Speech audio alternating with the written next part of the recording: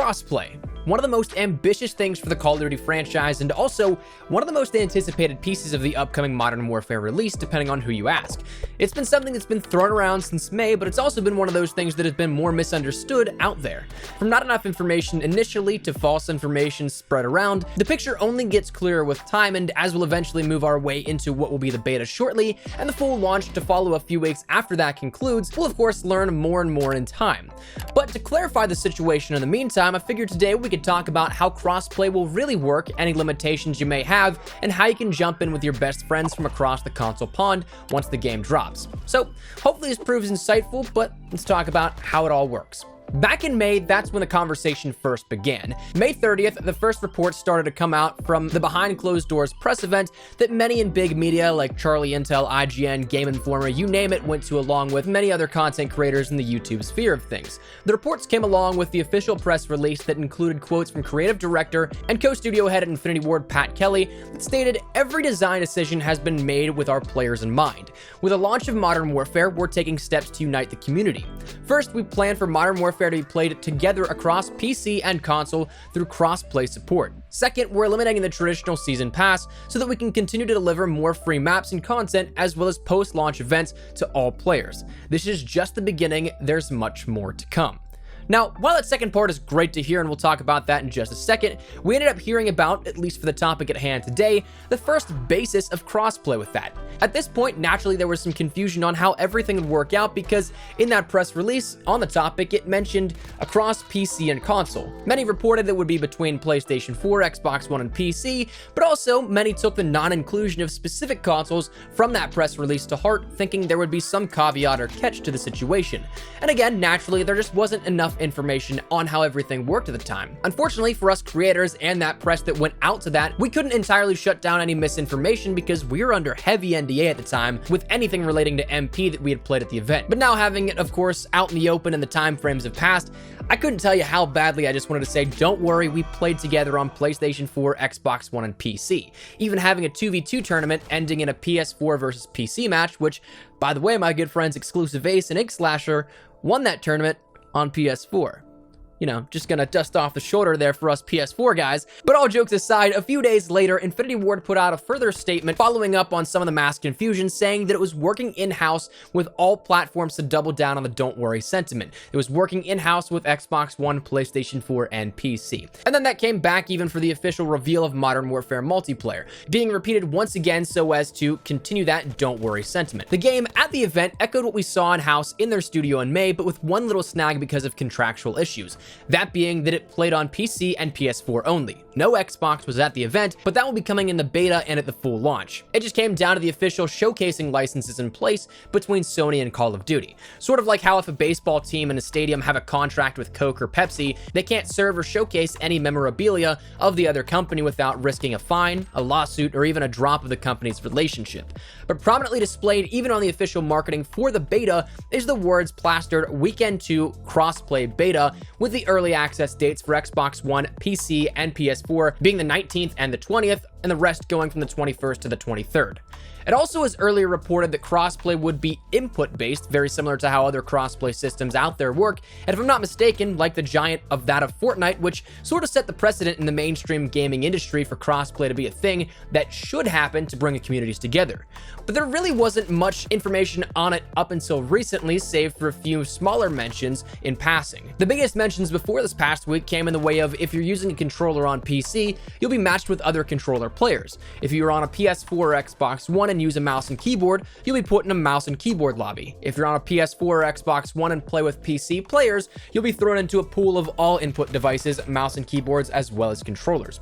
But in a recent interview that Joe Secott and Taylor Kurosaki had with Game Informer for their podcast, a ton of additional details came out in relation to crossplay mechanics and how everything would be working out, but this time with more specifics to the feature. They included things like aim assist for controllers on PC, that being that it's strictly peripheral based matchmaking at launch, though it might not be in the beta because they want to collect as much data as possible. There is no opt-out for PC controller versus console controller right now, but is a possibility due to the FOV advantage. Also, that if you're in a party consisting of mouse and keyboard plus controller players, you'll be put into lobbies with both also. They also said they're looking into preventing the use of devices like a Zim on console, which lets you use a keyboard and mouse while still registering it as a controller so that there's no unfair advantage there. They end up saying that cross progression is being worked on, but they haven't nailed it down exactly and therefore don't know if they'll have it. They said that if you use a keyboard and mouse, you'll play against other keyboard and mouse players. If you use a controller but party with keyboard and mouse, you'll play against keyboard and mouse and other controller players doing the same thing. They also said they have discussed an opt-out option for controllers on console versus PC controllers, but they don't know just yet, again, because of that FOV advantage, in which they stated, "We don't know the answer to that question because it would be pretty much the same experience as console to console. The only thing you might get would be some FOV difference or field of view, which PC has field of view sliders, consoles do not." And they said, "I'd have to check with Paul Hale here to see. I'm pretty sure that could be an option we add if there's a problem for players. I think you can opt out by platform, but not sure about that." And that's again just down to the technicality things where Joe Secott operates and manages the big picture stuff, whereas the smaller minute details like that are just things he wants to check up on before giving a definitive answer. So that right there answers a lot of the long-standing questions, more than likely. Probably not all, perhaps, but it gives us a much more in-depth look at where crossplay will take us and the parameters to the systems that will be in place. The biggest takeaways, though, to me are that, again, this, for one, confirmed input-based, and we'll see a little more depth to that being the controller on PC will give aim assist just like on consoles do. So if you want to play like you normally do on PS4 or Xbox One, but you might have a beastly PC that you could play at a higher quality, better frame rate, or even, again, for that FOV slider, you can do that with no issue. Infinity Ward also said they're looking to, but again, hasn't confirmed if they'll have that opt-out for PC controllers versus console controllers because that FOV slider advantage, because FOV does allow you to see a little bit more of those peripherals, but it's an afterthought and not something that they're working on immediately right now. We also see the beta may include all sorts of players. Matchmaking is based on the peripherals like mouse and keyboard or controller, but they also want to collect as much data as possible. So you may run into a keyboarder at some point during the beta, but how likely? It might not be terrible. As well, they mentioned that cross progression is something that's in the works, but it may not make the final build. Cross progression means that if you own the game on an Activision and Call of Duty account on multiple platforms, you can pick up where you left off on one on the other. It's all one universal ranking and statistic base. So say I wanted to jump from my PlayStation 4 playing and streaming it, but I decided one day, you know what, let's test this bad boy out on my 144 Hz PC monitor so I can put this uncapped frame rate to better use than the 60 FPS lock on consoles. I could pick up right where I left off as, say, a third prestige level 12 or whatever I'd be at the time on PC as I was on PS4. It'd be really cool to see, but again, it's not confirmed, and so therefore we can't say definitively we'll be coming back to that. And speaking about Activision and Call of Duty accounts, that's actually how you're going to be working the very basis of the crossplay system and how you can actually connect to your friends on other platforms. We saw this showcased a little bit in the 2v2 alpha, but only the very basic building blocks of it because we had, obviously, only one platform, that being PS4, playing the alpha. But if you were to open up your friends list quick selection in your matchmaking, which is like triangle on PlayStation 4, Y on Xbox One, and whatever it is bound to you on PC, if I'm not mistaken, you'll see folders of friends lists at this point. The first prioritized one is that of the Activision folder, and then followed underneath it is your console's own friends list. So you'll end up having to connect your account, more than likely to a Call of Duty or Activision account, so that it registers, and then from there you can add your friends from that platform of Activision accounts.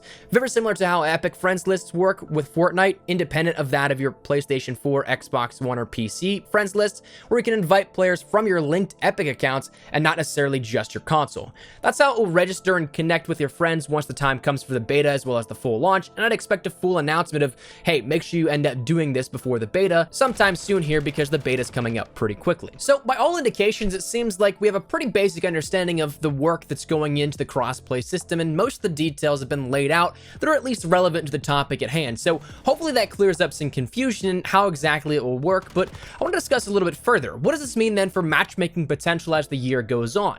also, how's it work for DLC?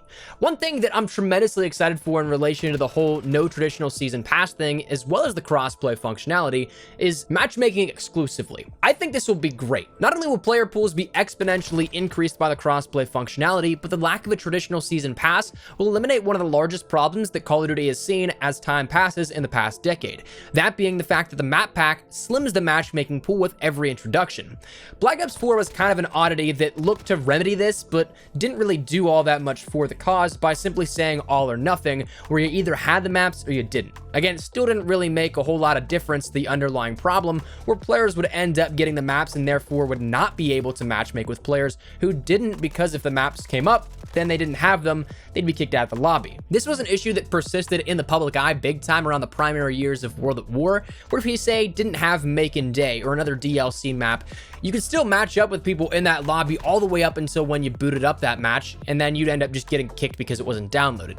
Generally speaking though, the players who do not buy the map packs are more of the easygoing players, the weekend warriors who just want to kill some time during the weekend after a long week at work or something similar. The more hardcore players are usually the ones who buy all the extensions, all the map packs, meaning that as time progresses, the lobbies will get progressively more and more competitive. After map pack 1, you may end up seeing that sure, a bunch of casual players buy the maps, especially because DLC 1 and 2 are the most heavily marketed and are still around the peak buying time of year for many people. But then when you get down to say DLC 4, like we'll have coming up here soon for Black Ops 4, a vast majority of the players still getting those maps have been grinding out the game in some capacity or another. With the elimination of the traditional season pass, where all players end up getting the maps for absolutely no charge, that means that all players will eventually go against each other and that there will be no real barrier for play at that point. So come the middle or the end of the year of the game's life cycle, you still should have some relatively even lobbies in the prospect of finding lobbies that you can actually run instead of having to chug some G Fuel with Code Espresso, putting on a headband and sweating it out like you're qualifying for the now non-existent CWL open bracket. Now, admittedly, there's still that little tad bit of an oddity that comes up with the inclusion of free maps, and as for other DLC, that's a different story for another day that we'll tackle here on the channel, but PlayStation still owns the exclusivity rights for Modern Warfare, unfortunately. So this year means that the DLC will be free for all, but it'll still have that 1 week head start on PlayStation 4. So that first introduction, that first week will be a little bit of a period with a very slight detraction in terms of the cross-play mentality there, because players will have the option to play multiplayer maps that aren't yet introduced to the Xbox One and PC pool, but it shouldn't be something that is absolutely groundbreaking or earth-shattering, but instead will then pick up to be just as normal a week later. So therefore, honestly, I'm really excited to see this whole crossplay thing in action. The beta, of course, will give us our first real look in at how it will work and how efficiently it will work, but super excited to play with some of my friends across the console pond again, and also to end up seeing these lobbies because of no traditional season pass and everybody being able to play each other turning out to be pretty good throughout the entirety of the year. So that said, let me know your thoughts in the comment section down below. Are you guys looking forward to crossplay? Is there anything in particular outside of it you're really looking forward to in terms of going a little more specific? Whatever it is, feel free to let me know your thoughts in the comments down below, but hopefully you enjoyed the video. If you did, make sure you drop a like down below, and of course, if you are new to the channel, make sure you guys subscribe so you don't miss a single thing regarding all things Modern Warfare and all things Call of Duty. Updates, news, information, tips, tricks, all that good stuff, we got you covered here on the channel. So if any of that interests you, hit that subscribe button so you don't miss a single thing.